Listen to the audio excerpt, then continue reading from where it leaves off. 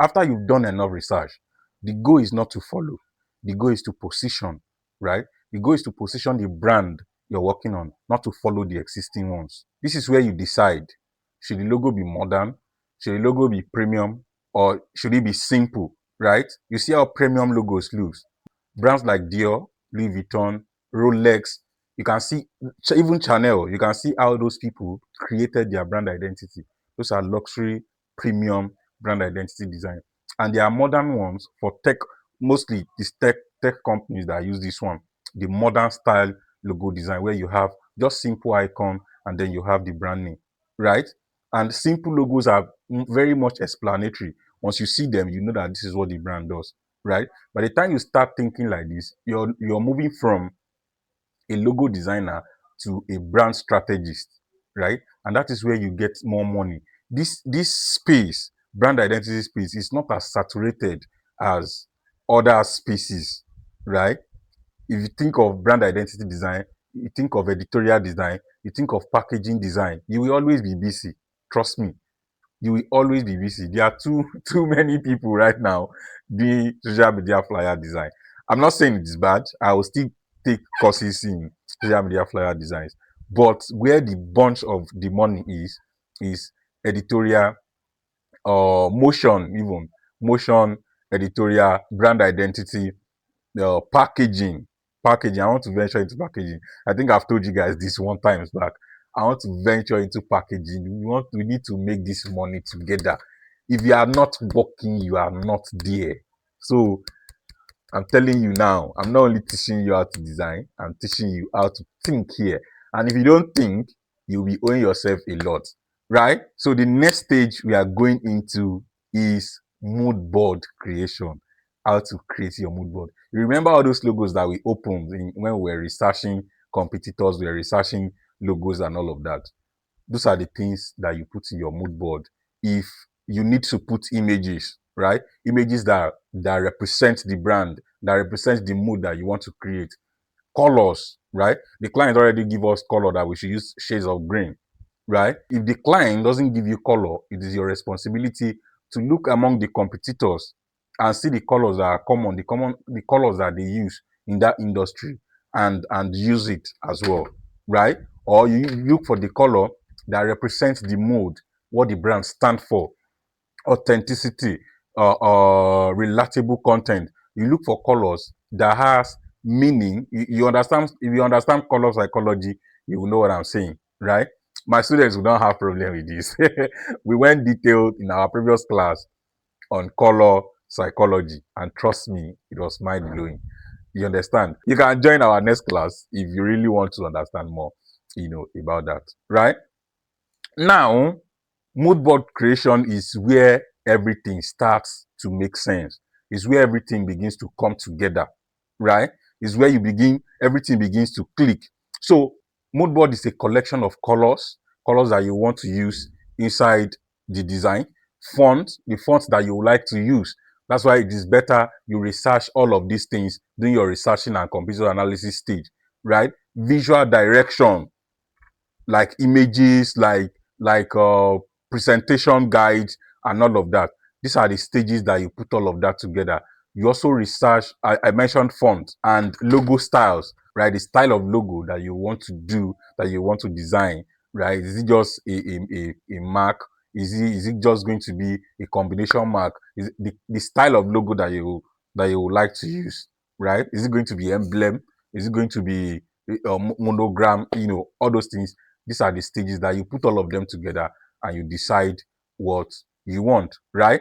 So let's go back to the system now and I will show you how you put all of that together, right? So you see film one, you see uh you see this one, you begin to copy all of them. I'm using CorelDraw. Sometimes you may just need to go on Pinterest and start saving it to your own Pinterest pin.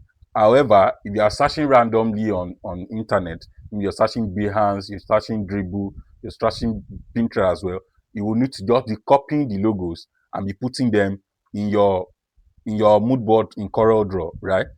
So you copy all of them. You copy. I will not copy this. I will not copy this one I brought. This one is fantastic. So I will copy all of this, copy all of them, and I'll be pasting it in my CorelDraw. You can see where I put all of them. So when you're done copying all of them, you can see this one. This is my font. When I was researching for font and I saw this, right, it looks so authentic.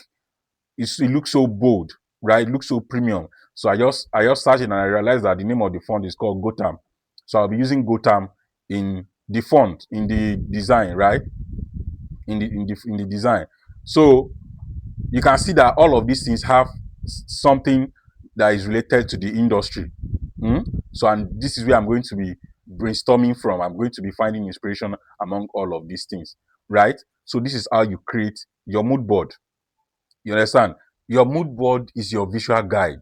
It keeps you from guessing, right? By the time you have enough images in your mood board, you stop guessing. You have a deeper understanding of the brand, of the industry, of the competitors.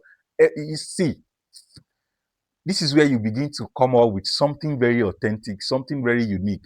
You will not copy anybody, unintentional. You will not, everything will just be working smoothly for you, right?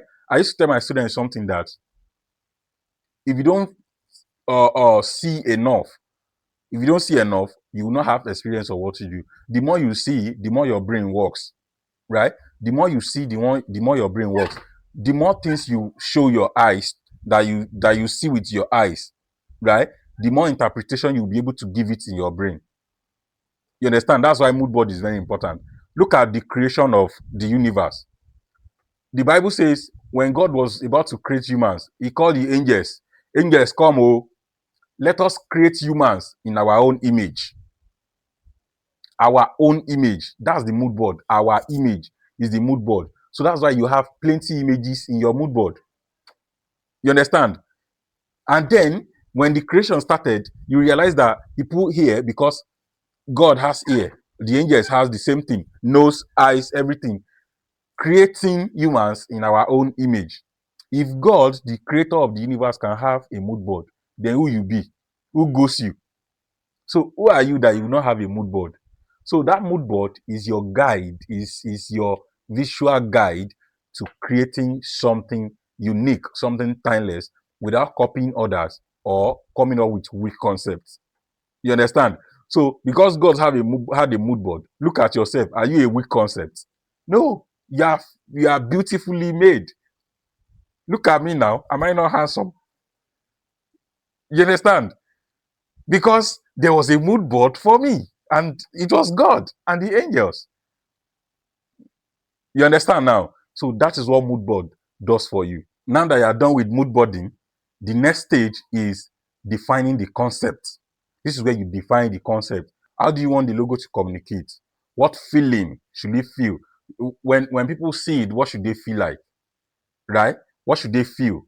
You understand? What story should it tell? When people see it, what should they understand in their head that is happening here? What should they understand when they see what story should your logo tell? This is where you understand that. This is where you take that in. You feel me? This is where you take that in. If I see a Coca-Cola logo now, you see that it's the feeling of excitement. It's like it excites you. Chicken Republic will make you want to eat. You understand? So if they see this logo, what should it make people want to do? To watch movies, right? To be excited about watching movies. You feel me? So that is what we are going to be doing in this logo. And don't worry, we are going to be creating it together, right? So if the brand is about trust, your logo has to be stable. It has to feel stable. If it's about authenticity, it has to look bold. It has to look, you see the font that I choose, bold font, right? So to depict authenticity. You understand? So if it's premium, the color has to be premium. If it's relatable, every element that you're going to be using in that logo has to be relatable. People have to be able to relate with them when they see them. You have to bring them together in a way that excites people when they see them. You understand? Getting to this stage now, when you're creating your design, you might feel a little too much excited. Don't start a design because you are excited. That's one thing you should know. Do not start a design because you are excited. Start the design because you have understood everything. right? Because you are clear enough. Because you're clear, only that time should you start a design. You feel me now? Most designers will skip this part, right? They just want to jump straight into designing. Immediately they receive the name and the slogan from the client. They just want to jump straight into designing, right? And then they start thinking, they start depending on random inspirations. They start scrapping online for random inspirations, right? At the end of the day, they get confused. They come up with weak concepts, and then they are stuck with revisions with their client, because immediately your client, you design something that your client does not like. It's revision back to back. You begin to do revisions back to back. At the end of the day, you won't even get your balance. That is even if some of you get part payment before you start designing. For me, immediately I onboard a client, what I do is I request for 70 to 75% of my money. And when I'm done, you pay me my balance. For some of you, you just jump straight into the design, and then you find it difficult to getting your money from your client. I've been there before, and that is why this place is where you think. You think outside the box. You think like there was never a box. You understand? So if you've been following me and you still cannot think outside the box, just get out. Get out, get out here. You understand? So I teach you to think. You understand? So don't be like most designers. Don't be a cheap designer. Don't be a cheap designer. Put in structures that will help you collect your money from your client.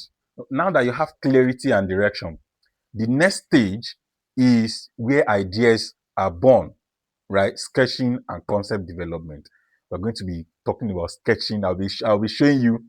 I've done some sketching for this logo, and then I'll be showing you and how you can also do it, you know, before we now go to refinement.